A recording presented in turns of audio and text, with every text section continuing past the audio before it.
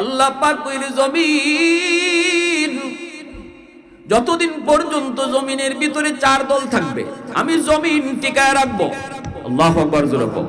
যতদিন পর্যন্ত জমিনে চার দল থাকবে আমি জমিন টিকায় রাখবো। লাউলা মাশাইখু রুক্কা ওয়াশ শাবাবু হুশা ওয়াল আতফালু রুদ্দা ওয়াল আনআমু রুদ্দা লাজআলতুস সামাআ হাদিদা ওয়াল আরদা খাফসাফা ওয়াত তুরাবা রামাদা ওয়ামা আনজালতু মিনাস সামাই কাতরা ওয়ামা আমবাততু মিনাল আরদি নাবাতা বাল আনজালতু আলাইকুমুল আযাবা সাব্বা। আল্লাহ পাক বলে জানুনি চার দল যতদিন জমিনের ভিতরে থাকবে, এক নাম্বার হলো জমিনের ভিতরে আমি আল্লাহ যখন দেখি আমার কিছু বৃদ্ধ বান্দা বান্দি চুল দাড়ি তাদের সাদা হয়ে গেছে, কোমরে তার ব্যথা, হাঁটুতে তার ব্যথা, চামড়াটা পর্যন্ত ঢিলা হয়ে গেছে, চোখেও ঠিক মতো দেখে না, এরপরও লাঠি বর দিয়া আমার ঘর মসজিদের দিকে আগায়, টুকটুক টুকটুক করে করে যখন মসজিদের দিকে যায়, সাজদা দিতে তার বড় কষ্ট হয়, রুকু দিলে তার বড় কষ্ট হয়, মনে হয় যেন তার পায়ের রগ ছিঁড়ে যাইতেছে। এত কষ্ট করে যখন আমার বান্দা আমার কদমে সাজদা দেয় তখন এই জমিনের প্রতি আমার মায়া লেগে যায়। उल्फत में तेरी वाइसी ने दंदन को तूरा बू बकर उमर नक्श कदम तेरा न छोरा। उल्फत में तेरी वाइसी ने दंदन को तूरा बू बकर उमर नक्श कदम तेरा न छोरा।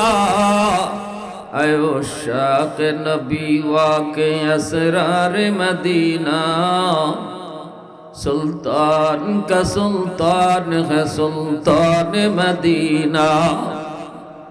सरकार का सरकार है सरकार मदीना। गुलजार का गुलजार है गुलजार मदीना। अल्लाह ने मक्का ही में ये काबा बनाया, इस काबा का काबा तेरे मरकज को बनाया। ऐसा लम्हा जी चले जा रहा है मदीना सुल्तान का सुल्तान है सुल्तान मदीना। सरकार का सरकार है सरकार मदीना। गुलजार का गुलजार है गुलजार मदीना। मोहब्बतेर साथे अल्प समय जिकिर करी ला इलाहा इल्लाल्लाह ला इलाहा इल्लाल्लाह।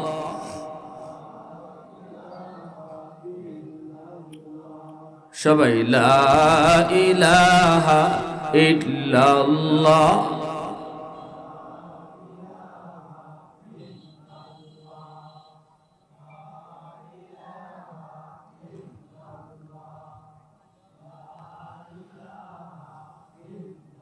হৃদয়ের জানালাটা খুলে দাও না,